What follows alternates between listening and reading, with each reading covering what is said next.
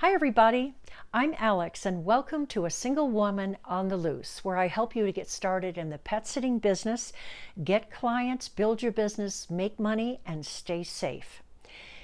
Today, I want to talk about safety in dog walking. Now, some people say to me, well, I walk Dachshunds and Malteses. I don't think they're going to attack me. But that's not the issue. What about the dog that gets out of the unlatched gate? Or, as I experienced recently, a car driving by as I'm walking a dog, the window is down, the dog jumped out of the window of the car and started attacking the dog and me.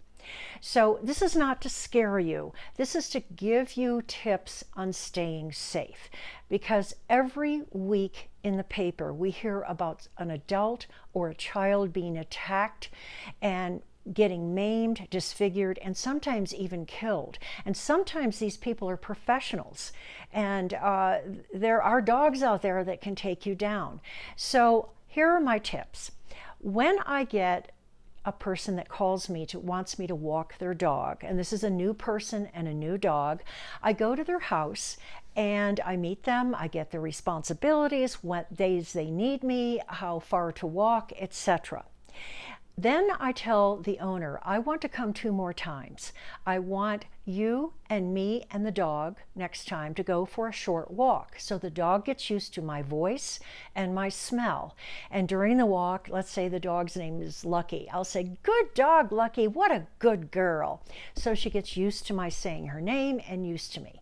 Now the 3rd time I come, and again these are brief visits actually, is I take the dog out by myself, and again gets used to my voice, gets used to my smell, and that way when I come over to the house, it's more likely to recognize me.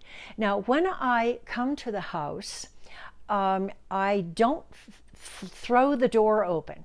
I open it slowly and I call the dog's name. "Hi, Lucky, how you doing? Come on."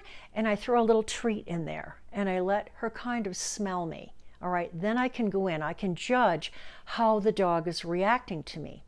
Now, the second 2 sits that you do, or the 2 visits that you do with the person, you're probably not going to be paid, but you're establishing a rapport with the owner, and you're saying, "I'm professional, I want to do a good job." They're much more likely to call you back for more dog walks or pet sits in the future because they see you as a professional. Now, the second thing that I do, and I've learned this is essential, I carry a pouch. Now, in this case, it's a camera pouch that I picked up at a yard sale or estate sale, something like that. I carry 2 products with me. One is a sports horn, okay, and the second one is a pepper spray. And I carry the 2 of them in the pouch that's easily accessible. This is Velcro. And I don't carry anything else in here, because if you need these, you can't be rummaging around in a big bag hoping that you can find it.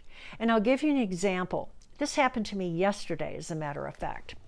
I was walking a dog, a very large dog, a Labradoodle, back to his home. And the woman lives in kind of a cul-de-sac, but it's very narrow. And all of the garages face out onto the cul-de-sac. And as I was walking by a garage that was open, out came a dog, all teeth bared, low to the ground, and he started attacking. I kicked him. He ran off, came back, and I'm yelling at him. Now, when it happened, my dog pulled to the side, and I couldn't get my spray quickly enough, so I had to kick the dog. I got the spray out, but the woman came out, this older lady, acted like nothing was wrong, and said, "Oh, come, whatever his name was." And he started to go, came back toward us, started to go, and this, I have to tell you, is the first incident that really scared me. This dog, what meant business. Now, I'll tell you when I did use my pepper spray. About 3 weeks ago, I was walking a giant hound, new to me, and the street was new to me. And I'm walking down the street, and the houses on each side are beautiful. They're brand new, very modern. But as I came to a curve, On the curve was this broken down place with the old cars there and crap in the yard. And I didn't notice the pit bull lying on a dog bed. No chain, gate was completely open. And when I heard the growl, he put his head down and he got up. And he showed his teeth and he started coming toward us. Now, in those instances, you cannot run. You will become prey and they will take you down. So I got my dog behind me. I reached in and got my pepper spray because I didn't have time for the horn. Sometimes I'll blast the horn first and that'll scare the dog away. But this dog was coming faster and faster. So what I did, and you always hold the pepper spray like this. You don't hold it like this because that's not a good enough grip. You hold it like this, and I put it between my hips and my knees, and I did a semicircle spray. Luckily, the wind was going in the right direction. The dog was really running now, and when he got near, of course, they're much more sensitive in their nose than we are. He sniffed and he stopped, didn't quite know what to do, and I was prepared to blast him again. And he turned and slowly walked back to the house. Now, I don't know what would have happened if I hadn't had my spray with me, because when dogs are fighting, you cannot put your hand in. Forget it. You will get shredded. And I saw this actually happen at a dog park when a woman's dog attacked another one, and she was all upset. She reached in to grab her dog, and both dogs bit her on the hand. She ended up in the emergency room.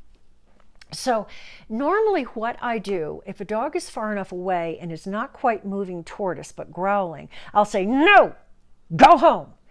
Now sometimes that works. This didn't even faze this dog. So then normally I'll do the horn next, but I didn't have time. I grabbed the spray and let rip. Now, the two products that I use were recommended to me by a friend of mine who is a martial arts artist, and he's also a security expert. And he told me to get the Sabre products, and I'll show you. That's the Sabre horn, S-A-B-R-E, and this is the Sabre spray. Now, when you get them, do not test them in the house. The horn can literally hurt your ears, damage your eardrums, or anybody else's, including your pets. And I think it's self-explanatory what the pepper spray would do. So when you're testing the pepper spray outside, make sure the wind is not coming toward you. It's going in the other direction. Okay? So these are two products that I use. Now, I made a mistake on one time when I pulled in the dog park. I had two corgis, and I had my pouch in the car, and I got the corgis out first, and I was going to reach in to get my pouch, and out ran a dog, not on a leash, from the park. She was going to put him in her car, and he attacked the two corgis. Thank God nothing happened. Again, I had to kick the dog, but that taught me, don't get out of the car without your supplies on you, and always make sure you have them when you go for a walk. This is essential. I hope this has helped you. If you have any questions, please let me know. Please hit the subscribe button. It will really help me out. And hit the bell so you'll be notified of my new videos. Thanks for watching, and I hope you have a great day.